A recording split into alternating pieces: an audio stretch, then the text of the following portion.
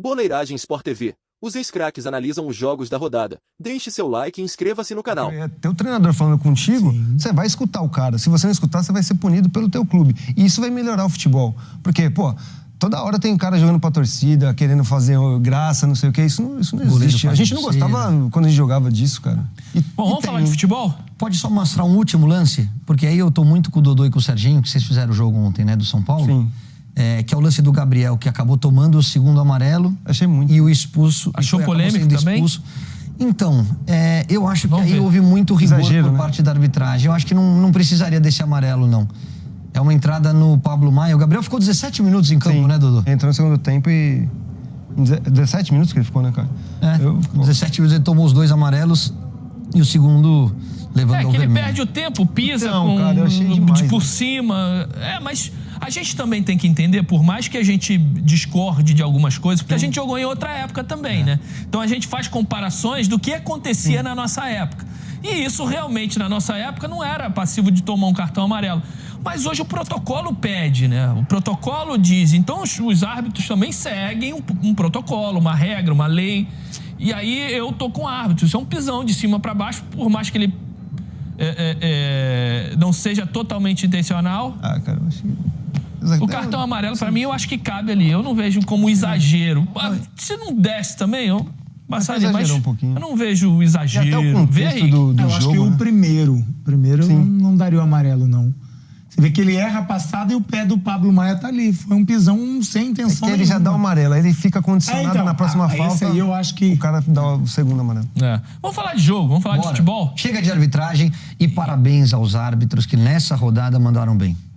É isso. Eu fiz o jogo Grêmio e Atlético Paranaense na segunda rodada. Quando terminou o jogo, eu fiz questão de elogiar também a atuação. Foi o De Lima, Marcelo De Lima, naquela partida, que não teve nenhum problema. Conduziu a partida de forma elegante, ser discreta, que para mim é o mais difícil dos árbitros, né? Serem discretos. E da mesma forma que eu critico, eu gosto de elogiar também, porque senão aquele cara só chato, só dá porrada, só não sei o quê. E, obviamente, nós temos grandes árbitros que erram também, os grandes também erram. Mas também elogiar, eu acho que é de bom tom.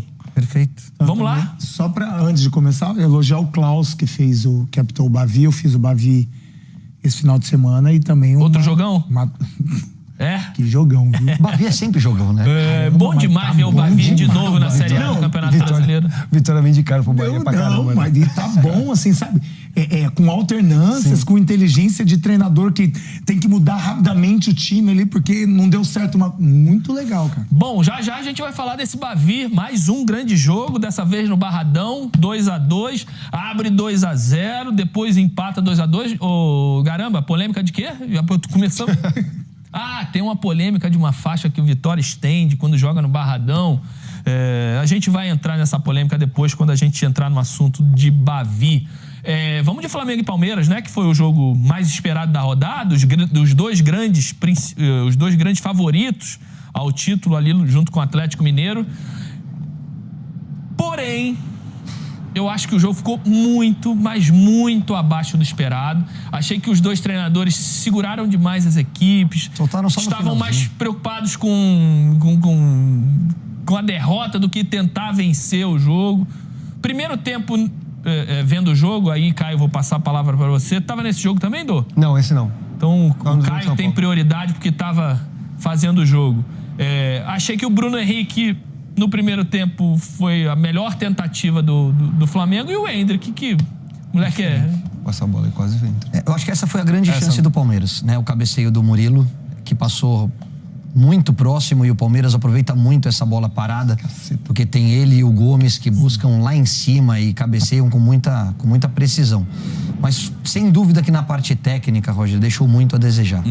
Porque são os dois grandes elencos do país. Eu coloco o Galo como o terceiro grande favorito a esse título, porque acho que tá jogando muita bola. A gente vai falar daqui a pouco sobre o Clássico de Minas.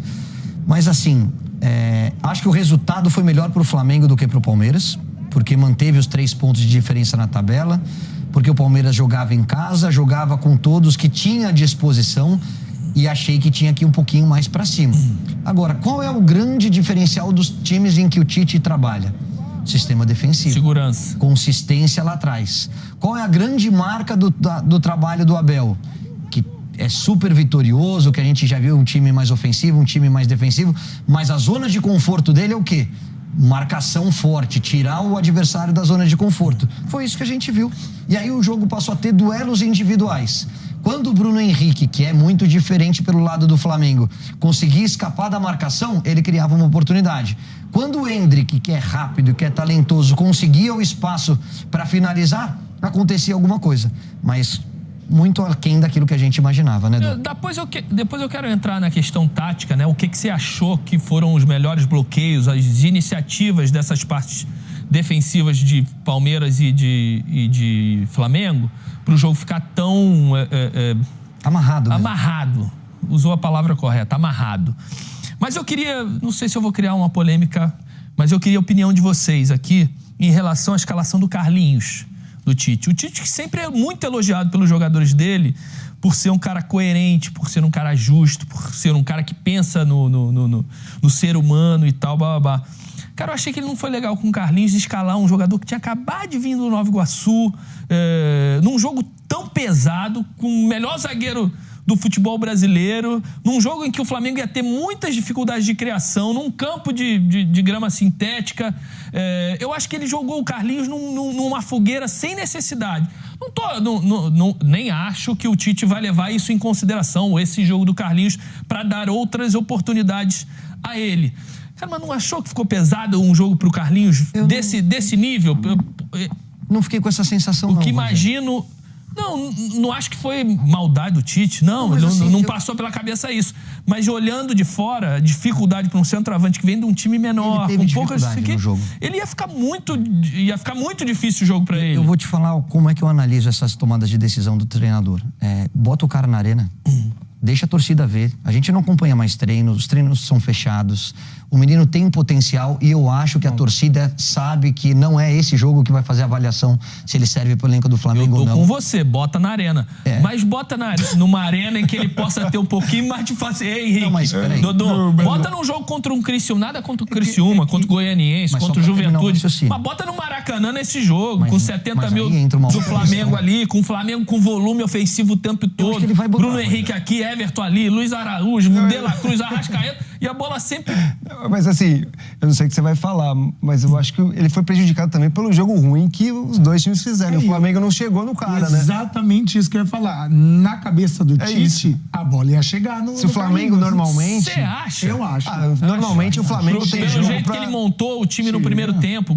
Arrascaeta, Luiz Araújo de um lado e Bruno Henrique do outro. Eu acho que o jogo foi ruim, ó. Não, o jogo foi ruim. Mas o desenho tático da equipe é uma equipe pra atacar o Palmeiras. Sim. Mas atacou? Não por causa da forte marcação do Palmeiras. E quem sofre é o 9, eu acho que assim... Então, mas isso ele sabia que ia acontecer. Sabia. Que o Palmeiras marca muito bem, principalmente. Mas... Não, lógico que é. Não, o que eu só tô assim, falando que era um jogador totalmente fora do contexto para aquele jogo. Tudo bem, mas aí entram dois detalhes que eu entendi a cabeça do Tite. O primeiro deles, o desgaste do Pedro. Sim. O Pedro tá desgastado. Você tem um jogo importante no meio de semana agora, fora de casa, na altitude, que o Flamengo precisa garantir pelo menos um ponto. Botaria o Carlinhos de novo nesse jogo? Então, mas o Pedro descansou, pô. Jogou só 45, né? Pô. Agora, e tem outro fator, é a função. Qual é o outro jogador de característica de camisa 9 que ele tem no elenco? Não tem. Ele tinha outras. Ele podia botar o Bruno Henrique. Poderia, mas aí você perde o cara de velocidade, você não tem o Cebolinha mais. Cebolinha tá machucado. Sim, mas... E se você contrata o Carlinhos... No Flamengo, o único time que não pode reclamar é o Flamengo. Você dá pra mexer ali e fazer algumas variações. Você contratou o Carlinhos, bota o cara pra jogar. Não tem que escolher o jogo pra ele jogar. O cara foi prejudicado porque a bola não foi normalmente como o Flamengo faz a bola chegar. O Roger é o seguinte, você contrata o cara e não põe, ele reclama que não põe. Você contrata o cara e põe, ele reclama porque põe. Com todo respeito, ele queria colocar o cara no jogo mais fácil. Não é? E o jogo foi aquele jogo de... a primeira imagem dele, né, os primeiros 45 minutos, é de um cara que não tocou na bola, que teve dificuldade. Mas ele deu sorte, porque ninguém jogou. Então, tirando o Bruno Henrique... entender que ninguém... Não é que ele destoou, né? O torcedor flamenguista vai entender, não foi só o Carlinhos, né? Então, Ele é o que tem menos responsabilidade. Sim, né? Nenhuma. Então, vai ter pelo novas contrário, ele vai chances, com vai responsabilidade fazer gol com a zero. camisa do Flamengo. Mas a gente ele sabe precisa que não, como o centroavante com essas características Depende muito do entorno dele. Depende de jogada de linha de fundo, depende da chegada dos meias. Por isso que eu tô tudo falando não que num aconteceu. jogo em casa do Maracanã contra os times de ele vai participar melhor, né? Juventude, Goianiense, esses times que vão brigar ali embaixo da tabela. Mas foi um batismo legal, pô. Melhor pra ele. Batizou legal, pô. Aí vamos colocar o Si, né? Aí ele faz 0x0, não faz nada. Mas nesse jogo o Pedro vai estar fit, vai estar bem, pô. Não, mas aí a torcida... Aí a torcida vai falar assim, pô, ele não conseguiu fazer gol nesse jogo, vai fazer quando? Mas assim, esse jogo foi muito assim, começo de temporada, começo do Campeonato Brasileiro, Libertadores no meio da semana, é o maior clássico, rivais aí pra ver quem é o melhor time da América e tal. Empate tá bom pra caramba. Mas você não acha que foi melhor pro Flamengo? Você acha melhor que pro Flamengo porque jogou fora de casa, né? E pela vantagem que tem na tabela. Assim, é isso, né? Encontrei com um amigo palmeirense aqui no camarim. Você sabe, né? Aquele que quase não é palmeirense. Aí ele falou, eu já não tô aguentando mais. É o time que mais... Eu não consigo ganhar do Flamengo no Allianz. Não sei o que. Eu falei, você não conhece, mas ganhou os últimos 2 brasileiros. Quer trocar? Quer perder? Quer ganhar uma do Flamengo? Libertadores? Aí ele, pensando bem, deixa eles empatarem então aqui. Eu levo o PSG ganhou o título. Mas, Caio, eu queria que você falasse um pouquinho desse aspecto tático. Você falou do Bruno Henrique, do Luiz Araújo, do Arrascaeta com Carlinhos, um quarteto ofensivo do Flamengo, mas que foi bloqueado pelas ações equilibradas do Palmeiras. O que funcionou? Os detalhes que funcionaram para bloquear essas ações do Flamengo, que é um time muito talentoso, e do Flamengo também, que de alguma forma bloqueou as ações do Palmeiras, com o Veiga, com o Hendrick, com o Flaco, que também são jogadores muito talentosos. O Hendrick jogou pela esquerda. O que você achou? Eu gosto dele mais próximo do gol. E aí o que você faz? Na recomposição, com a bola ele juntava, mas sem a bola ele fechava esse lado esquerdo aqui e o Veiga encostava um pouquinho mais no Flaco Lopes, né? Eu acho que tem 2 detalhes que o Abel ajustou essa equipe e competiu em alto nível. Primeiro, são perseguições individuais no campo de defesa. Então, na hora que o Arrascaeta passava para o campo de ataque, o Luan saía de uma função de terceiro zagueiro e grudava nele justamente para ele não respirar, para ele não pegar essa bola e ter tempo de levantar a cabeça e montar e armar o time. Mesmo a Arrascaeta tentando movimentar, invertendo o lado, o Luan tinha que estar na casa. Quando ele estava mais centralizado, mas sempre tinha alguém na captura do Arrascaeta. Não era a perseguição total, né? Não era o campo inteiro, era por setor, mas na hora que ele caía ali, gruda em cima dele. Duelos individuais, e por isso que eu acho que o jogo deixou um pouco a desejar, porque a gente tem muito cara talentoso que poderia, num drible, numa finta, num 2, sair da marcação e clarear o lance para uma finalização mais clara. Isso não aconteceu. Aí não é do treinador, aí é do jogador, é a tomada de decisão em campo. Mas o Palmeiras sufocou também a saída de bola. Ele empurrava o Flaco, empurrava o Veiga e com mais 2 caras abertos, então o Flamengo tinha dificuldade para sair de trás com essa bola mais trabalhada. Então essa bola já chegava mais mascada, mais dividida para o Arrascaeta. As únicas oportunidades que o Flamengo teve foram através do Bruno Henrique e depois da entrada do De La Cruz. O time ficou mais forte, rotação maior, mais intensidade, e aí começou a controlar um pouco mais o jogo. Mas quando você fala do Hendrick um pouco mais aberto pelo lado esquerdo, essa subida do Piquerez não foi tão intensa nessa partida? Quase não subiu. Porém, você acha que foi um pedido do Abel para segurar mais o Piquerez ou a ação do Tite que conseguiu bloquear o Piquerez? Não, acho que ele segurou o Piquerez mesmo. Ele tinha 3 zagueiros, o Mike de um lado e o Piquerez de outro, essa linha de 5. Aí ele fazia uma outra linha de 4 e deixava só o Flaco lá na frente. Quando tinha que encostar, quando tinha que marcar sob pressão, o Veiga fazia essa chegada mais na frente. Essa dupla com o Flaco ali. Isso, e aí tinham 2 caras dobrando pelos lados do campo. Hendrick. E aí me fugiu, quem é que era o outro do meio de campo do Palmeiras? Lázaro. Não, Lázaro ficou no banco. Lázaro entrou. Era Aníbal, era Richard Rios. Veiga. Veiga e Hendrick. Aí o Richard Rios saiu um pouquinho. 5-3-2, né? Isso. Então, mas aí saiu o Mike e encostava um pouquinho mais. Então ele sufocava e subia essa linha de 4 meio-campistas justamente para não deixar o Flamengo sair com essa bola trabalhada. A linha de 4 que você está falando é Hendrick, Veiga, Rios e Aníbal. Isso. E aí o Veiga e o 5 atrás, 4 e só o Flaco lá na frente. Aí quem esticava o Veiga de vez em quando dava esse bote junto com o Flaco. Eu já falei algumas vezes, é um time muito bem treinado, é um time extremamente competitivo, é um time que se sente confortável nesse tipo de duelo, né, Rick? Que é um jogo mais físico, um jogo mais truncado, mas eu acho que perde muita intensidade quando ele trabalha com 3 zagueiros e deixa o Veiga de costas. O Veiga de costas, ele rende menos, porque quando ele flutua para pegar essa bola, ele não tem aqueles 2 caras abertos, como muitas vezes é o Estevam e o Endrick, ou o John, ou o Luiz Guilherme e o Endrick pelo outro lado. Então, para um meia, e você fazia muito bem essa função, quando você tem essa bola e tem 3 opções, 2 caras pelo lado do campo que te dão amplitude, um centroavante como o Flaco que vem para buscar essa bola no pé, e um cara como o Endrick para fazer essa profundidade, você cresce muito de rendimento. Para o teu meia, o Rames é um exemplo disso. O Rames, quando não tem o Ferreirinha, ele se sente muito preso na marcação. Por quê? Eles precisam desse cara de escape, esse cara de velocidade. A gente falou muito isso entre os 2 jogos das finais contra o Santos, né, do Campeonato Paulista. Você já tinha dado essa mesma declaração e no segundo jogo ele foi com um time mais ofensivo. Mas acho que foi estratégico, porque ele faz isso até os 25 do segundo tempo. Aí ele solta. Aí ele abre mão do 3º zagueiro, coloca o Estevam e tenta ganhar campo. Tenta sufocar o Flamengo. Foi a hora que o jogo abriu. Sim. A hora que entrou o De La Cruz, a hora que os 2... Entrou o Pedro também do lado do Flamengo. E aí a gente teve um pouco mais de oportunidade dos 2 lados. Emoção, vamos dizer assim, né? Agora ele vai ter opções, né? Daqui a pouco tá chegando o menino do Lázaro. Dudu tá voltando. Então ele Bruno vai ter Rodrigues. mais... O Bruno Rodrigues tá recuperando. Então... Vamos ver, tem uma sonora do Abel falando sobre essa... Ah, é sobre o gramado agora? Ah, então roda. Porque você tinha me falado que era sobre o Veiga. Ah, que a gente não tem, mas que na coletiva o Abel falou que o Veiga não tá rendendo e a culpa é dele, culpa do Abel. Mas ele explica, né? Ele explica. É por causa da sequência de jogos. Aí o rendimento dele, o desgaste físico e mental. E fala até que tá precisando urgentemente de alguém para ele poder descansar o Veiga, para ter o Veiga melhor fisicamente em determinados jogos. Isso ele está exercendo o papel dele de liderança, né? Porque o Veiga realmente está abaixo.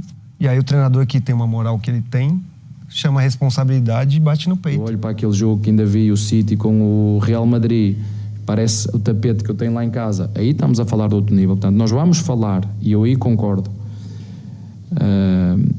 dos sintéticos quando todo mundo no Brasil tiver o mesmo nível de gramado que tem o Corinthians. Aí nós podemos dizer, não, é melhor realmente um gramado natural ou igual à Europa, um gramado natural do que um gramado sintético, porque 80% dos gramados aqui, eu lamento dizer isto, mas são não bons, não são bons. E Morumbi, pronto, não vou dizer que não, porque eles também trocam com alguma frequência quando há shows, não é? Mas para mim o melhor, também já o disse, não tem problema nenhum, uma coisa não tem a ver, somos rivais sim, somos rivais do Corinthians, mas a minha opinião é que quando todos os campos no Brasil tiverem um gramado igual ao do Corinthians, aí nós podemos falar do sintético, o que não é o caso, e tem muita interferência na qualidade do jogo. Bom, lembrando que esse assunto voltou à tona porque o Landim reclamou, a Leila respondeu, ficou um disse-me-disse, o Palmeiras jogou contra o Internacional em Barueri, perdeu o jogo, tiveram 2 shows do Soeto lá, o Belo apareceu para fazer o show, inclusive. Teve show. Com todos os problemas. Teve show. E teoricamente não haveria tempo hábil para o Palmeiras limpar o gramado, deixar em condições para o jogo do Flamengo, por causa do show no sábado à noite, mas o Palmeiras fez uma força-tarefa incrível para fazer com que esse jogo fosse no Allianz Parque. Aí o Landim reclamou, contra o Inter eles levam para grama natural, contra a gente quer jogar no sintético. Aí a Leila respondeu num tom irônico, mas eu acho super legal. E foi bem demais. Foi bem demais a Leila. E teve jogo e... Tá aí, ó. Aí são imagens do mesmo dia do jogo, antes da partida de manhã, com as máquinas, o Palmeiras tentando colocando aquela cortiça ali, né? Essa em vez é a mudança de borracha. do sintético antigo para esse. Antes era um termoplasto. Sim. E no calor ele grudava e grudava na chuteira e aí derretia, ficava muito né? perigoso, E grudava depois. Ficava ruim. Agora o Palmeiras e a W Torre trocaram por essa cortiça que melhora muito a qualidade do gramado sintético. A gente vê uma máquina ali também que é um grande imã que passa por cima ali para ir chupando coisas metálicas que possam ter caído durante o show e para não ter nenhum tipo de acidente com os atletas. Bom, vamos mudar de assunto? Tem só mais um lance que acho que é legal.